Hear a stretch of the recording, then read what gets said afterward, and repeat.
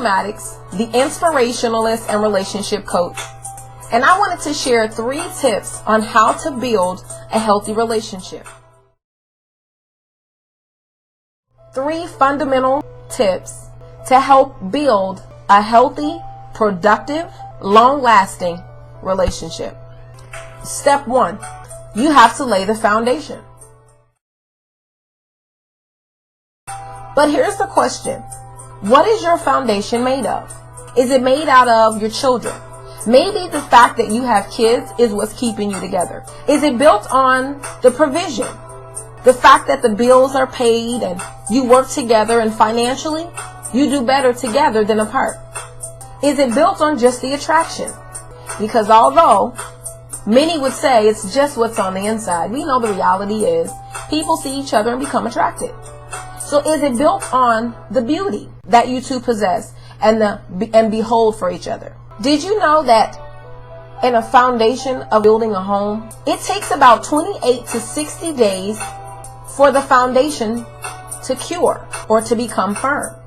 What have you set in place consistently for, I would say, the 60 days and even the 28?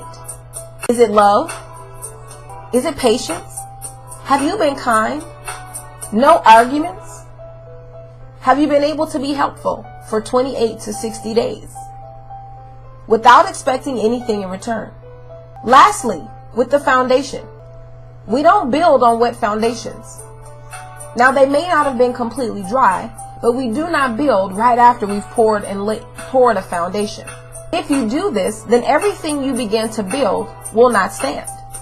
It may look firm, it may even appear to be ready, but it's bound to collapse. And oftentimes, as it's settling, it's shifting other things out of place. What does this look like?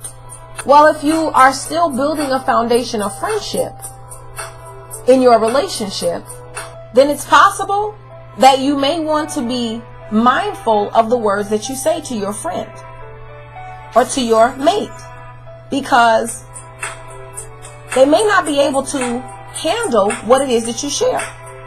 See, the friendships that have been tried and true, you are pretty aware of what you can and cannot say.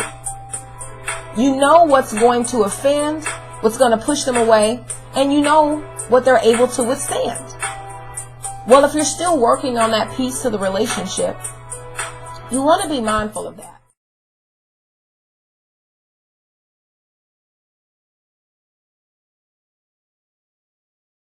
Number 2, the next piece is the frame or the support.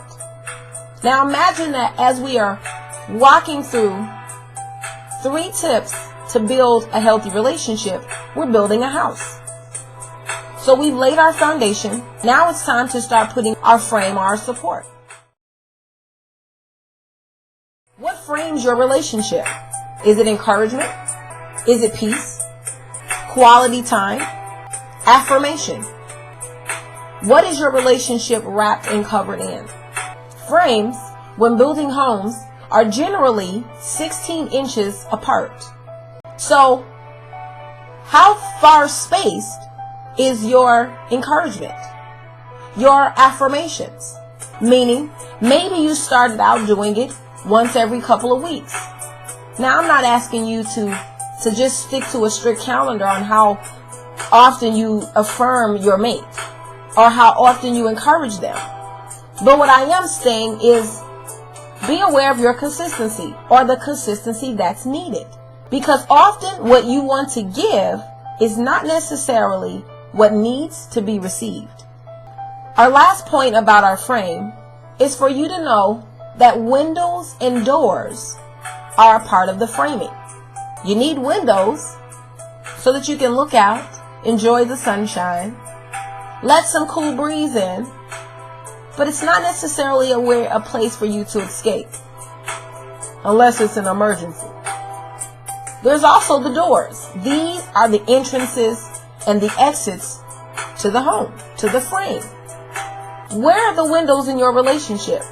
See, the windows in your relationship, they give you access to look, but not to enter.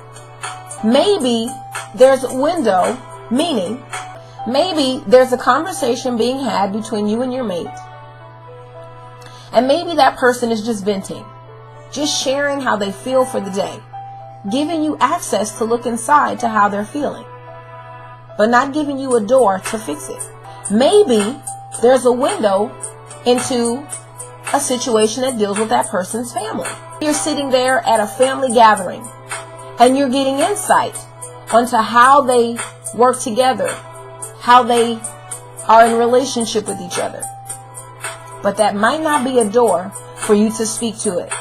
Not every opportunity in your relationship is a chance for you to say or do as you wish.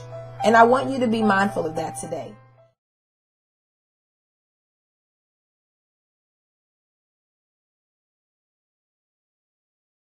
My last and final point. You have to have a rooftop, a covering, if you will. Are you covering your relationship, protecting and preserving it? Are you keeping the peace and the intimacy within your relationship?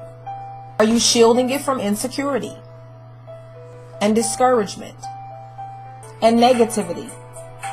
You see, rooftops guard the home, protecting it from the outside elements, preserving those things that are on the inside. Outside elements could be family, friends, work, stress from outside sources, social media, even a cell phone.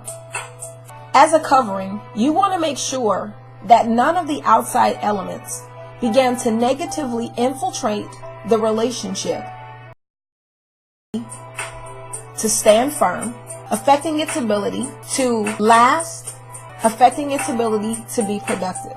I mean, we want to be able to enjoy our relationships, and we understand that there are things that go on outside of the us. But you don't want anything to come between the us. What do you do to cover your relationship? Maybe you are a little bit more forgiving. Understanding that your mate, it may not be necessarily good at one particular thing. You recognize that that person is not good administratively. So giving them tasks or entrusting them with tasks that deal in administration may not be a good idea. So to preserve the joy, the peace, the happiness, the cool and peaceful vibes, you may want to intercede on their behalf by maybe not entrusting them with something you know they're probably not the best at. Am I saying not to stretch them or not to challenge them? Absolutely not. But be aware of where you want to place those challenges. Because to do life with somebody is a pretty long time. There will be plenty of opportunity for the challenges to have their place. Do you cover your relationship in selflessness? Constantly having a heart to serve, not just looking for how you can receive. What can be done for you and make you feel good? Are you aware of what your partner's love language is? Do they need for you to affirm them, to encourage them? Do they really enjoy and emphasize the time that you spend together, or your ability to listen to them talk? Do you cover your relationship by not shaming or embarrassing them? I mean, it is more common for anybody to become defensive over their fault. So how do we present their shortcoming or a disappointment we may have to them in a way that preserves their confidence, their trust in you, and your love, peace, and joy in your relationship? Being a covering is more than a notion. It's a very important principle when it comes to building a healthy relationship.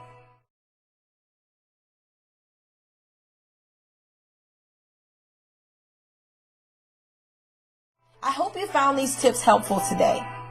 Again, this is Aqueela Maddox, the relationship coach and the inspirationalist, inspiring you to have a healthy heart, healthy mind, and a healthy spirit, empowering you to have a good relationship with yourself as well as others. As always, I hope to see you on the other side of happy.